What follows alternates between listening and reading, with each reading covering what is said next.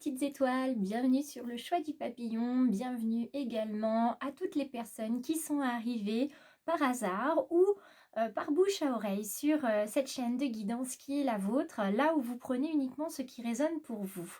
Donc je suis très heureuse une fois de plus d'être auprès de vous ce matin, que vous ayez la gentillesse de me faire entrer dans votre quotidien et dans votre foyer en écoutant ma guidance pour ce mardi 2 novembre 2021. Nous allons prendre ce matin la puissance de la lune d'Isabelle Serre pour avoir une carte intuitive. Et c'est celle-ci, la pleine lune en taureau. Eh bien écoutez, décidément, la pleine lune en taureau revient, puisque nous l'avions déjà hier, me semble-t-il. Hein, si je ne me trompe pas, on est sur une carte déjà présente hier. Et la pleine lune en taureau nous indiquait quelque chose de très simple. Je prends juste dans mon petit livret pour être bien sûr de ce que je vous dis pour cette pleine lune en taureau et pas nouvelle lune, puisque c'est pas du tout la même chose, la pleine lune et la nouvelle lune en taureau.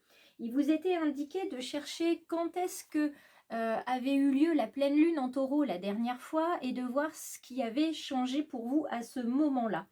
Et cette pleine lune en taureau, globalement, elle vous demande de voir le signe fort que vous avez eu lors de cette pleine lune en taureau, vous demande d'accueillir l'énergie d'abondance qui arrive avec confiance et détermination, puisque c'est une pleine lune en fait qui apporte assurance et stabilité. Donc peu importe le projet que vous mettez en place, que ce soit un projet professionnel, plutôt relationnel, sentimental, en tout cas ayez confiance en ce qui vient vers vous, l'abondance arrive d'une manière ou d'une autre, en tout cas de la manière dont l'univers estime que vous en avez besoin. Donc pour certains, ça sera un nouvel emploi, une promotion. Pour d'autres, ce sera un nouvel amour ou un renouveau dans la relation. Pour d'autres, cette abondance, ça viendra plutôt dans l'inverse, hein, c'est-à-dire qu'il va falloir quitter quelqu'un pour se sentir mieux et aller vers l'abondance. Et puis, il peut tout simplement y avoir un bien-être, un mieux-être, un éveil spirituel qui arrive vers vous.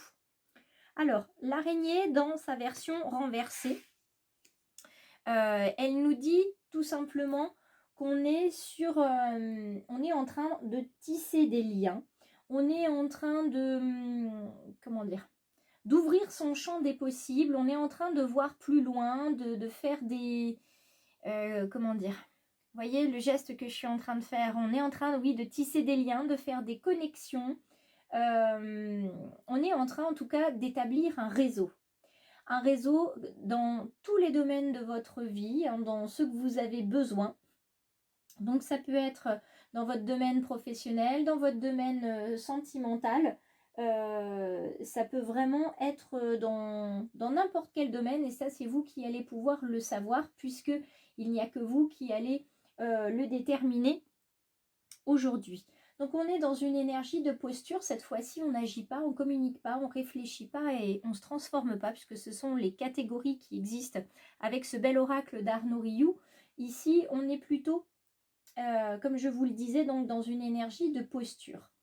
Où on va venir s'écouter, on va venir mettre en place des choses qui vont amener de l'harmonie dans notre vie. On va travailler aussi sur notre côté féminin, donc nos ressentis, nos émotions. On n'est plus sur le mental et le côté masculin qu'on a eu il y a quelques semaines.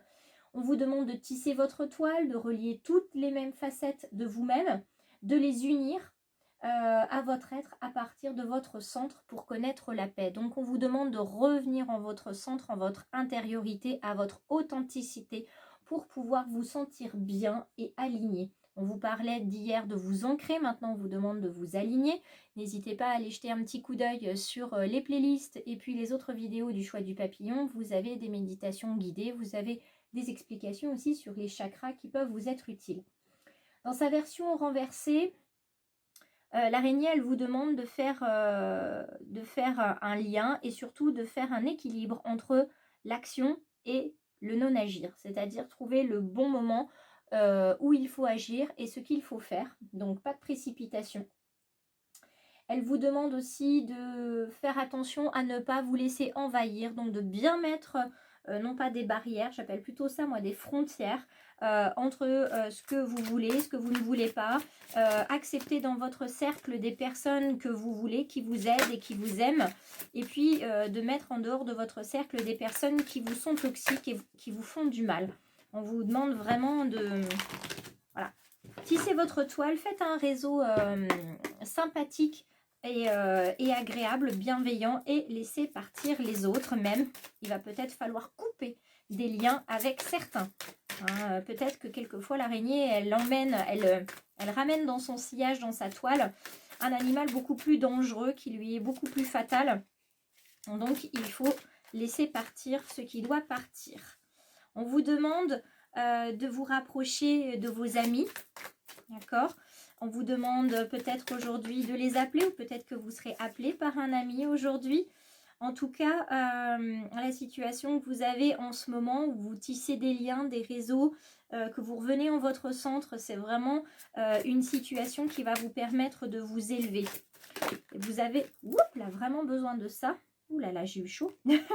J'ai réagi assez vite parce que j'ai cru que la carte allait brûler. Alors la carte de la stérilité, effectivement, vous pouvez vous dire que peut-être qu'il y a des projets qui risquent d'être stériles. Moi, je ressens surtout que ce ne sont pas des projets qui sont stériles, c'est plutôt la situation dans laquelle vous êtes qui est stérile, qui ne vous amènera plus rien désormais.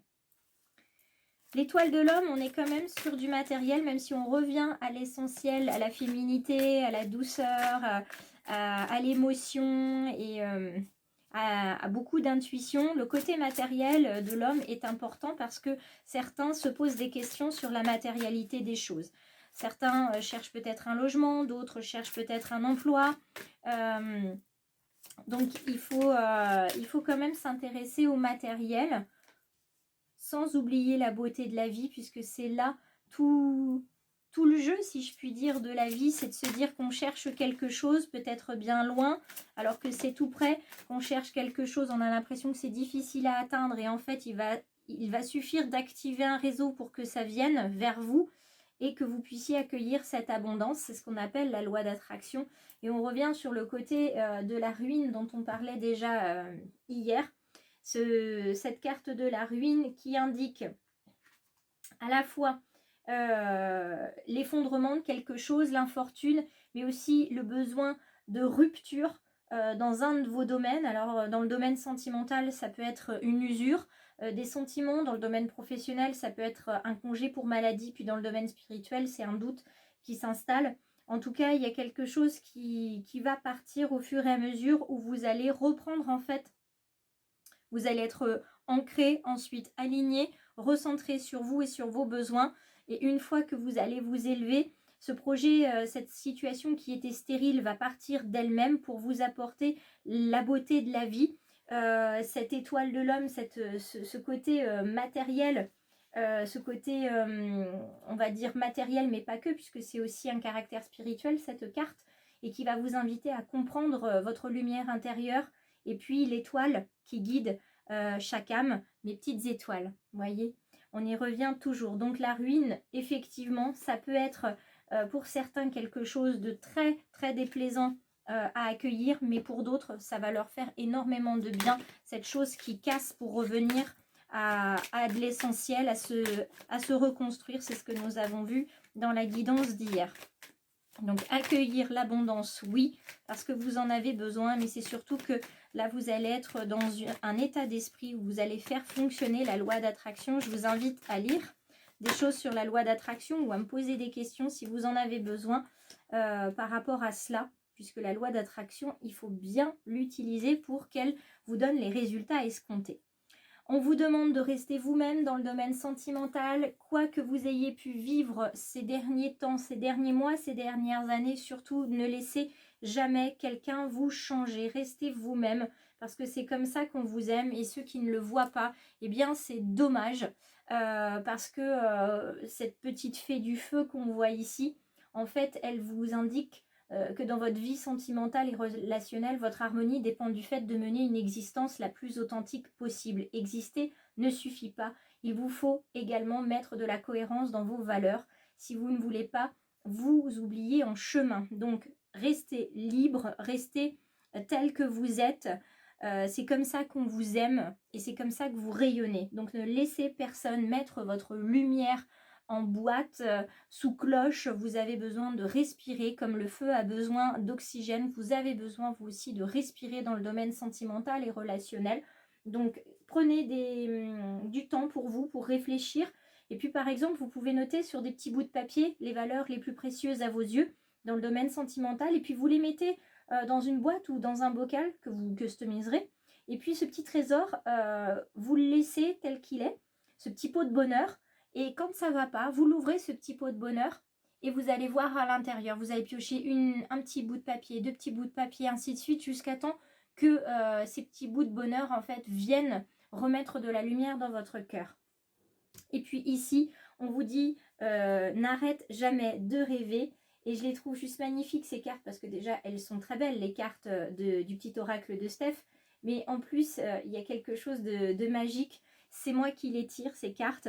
Et le 5 et le 25 sont mes chiffres puisque ce sont respectivement ma date, enfin mon mois et mon jour de naissance. Donc c'est pas pour rien que ça me fait plaisir que ce soit ces deux cartes qui sont sorties aujourd'hui. Ici, on vous dit de rêver à votre destinée, quels que soient vos rêves en fait, quels que soient vos objectifs. Je vous invite à faire notamment un tableau de visualisation pour votre domaine sentimental, que vous soyez en couple ou non. Quels sont vos rêves? Qu'est-ce que vous aimeriez partager avec un partenaire? Et ressentez ces rêves à l'intérieur de vous pour les réaliser. Parce qu'avec cette carte, on vous dit que vous êtes amené à aller de l'avant, à vous entourer d'aides providentielles et de précieuses personnes qui vous emmèneront vers votre destinée. Donc peut-être qu'aujourd'hui, vous êtes sur un chemin qui a des connotations déplaisantes, mais sachez, mes petites étoiles et tous ceux et celles qui sont là, j'aime pas dire par hasard, mais par la providence de l'univers, sachez que, voilà, c'est pas pour rien qu'on vous a emmené jusqu'ici. Et que le chemin sur lequel vous êtes, il est peut-être déplaisant maintenant, mais il va être tellement empli de lumière et de bonheur que je pense que d'ici quelques mois, certains m'écriront pour me dire qu'effectivement, leur cœur est rempli de joie, de bonheur et d'amour. Donc, je vous le souhaite en tout cas, mes petites étoiles. On termine cette guidance du mardi 2 novembre 2021 avec une carte de gratitude. Avant de vous quitter, je vous rappelle qu'il y a le live de guidance le jeudi 4 novembre sur Facebook. Je vais essayer de le mettre en simultané sur Insta.